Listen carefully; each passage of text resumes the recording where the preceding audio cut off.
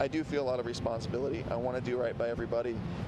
My number one goal is to get all of them safely across. Now that was a dream that was dashed in the middle of the Atlantic Ocean.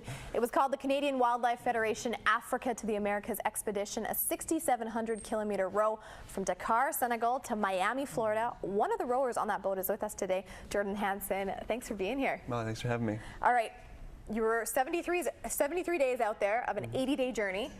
What happened?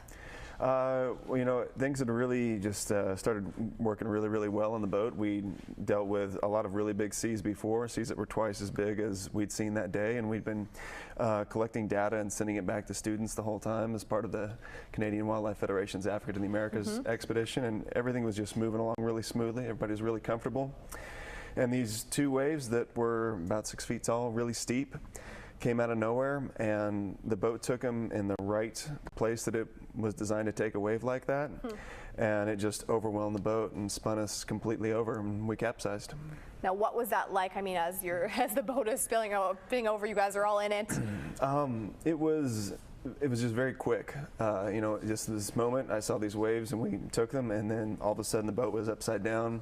I was in the water, and my first thought was Adam and Pat were in the cabin, and seconds later they popped up, and the four of us were upside down, or we were right side up, but the boat was upside down in the middle of the ocean, and we had to get to work. Did you fear for your life? I mean, you're in the middle of the ocean with your boat turned over. Well, yeah, I mean, anytime you go and you take on a really big challenge like this, there's a chance that something like this could happen. And you know, it's definitely not what we planned, but we did plan for an emergency. So we had all the right equipment. We had these personal locator emergency beacons on board the boat. We had life vests and a life raft, and I was just incredibly proud of the way that my crew handled themselves. There was no pity party. There was no slowing down. We just went right into emergency management, and because of that, the Coast Guard was able to find us 5 hours later, and we were picked up 7 hours after that. Jump into action. Let's talk a little bit more about that rescue. You know, it was as clean and cut as you're saying. I mean, you're just sitting there in the ocean waiting. So it was. Well, I think it definitely had these dramatic moments, and I think, you know, there's a moment when you use that beacon and you wonder, okay, well, I've heard that this technology works, but this is the first time I'm using it, and it really does matter.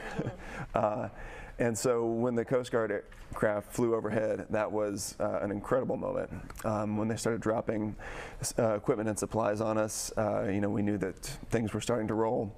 But probably the scariest moment for me that day was getting onto this, you know, 6-foot rubber life raft onto a freighter that has 90 feet of freeboard. So it basically looks like a skyscraper floating on its side in the middle of the ocean. Wow. We're in 6-foot waves in a rubber life raft, just rolling down the side of this freighter, and you can see just how thick and jagged the paint is. It's one of the oldest ships in their fleet, and they just you're just waiting for a little fleck of paint to cut into this rubber life raft, and then you'd be in a whole lot of trouble. But we had to catch this.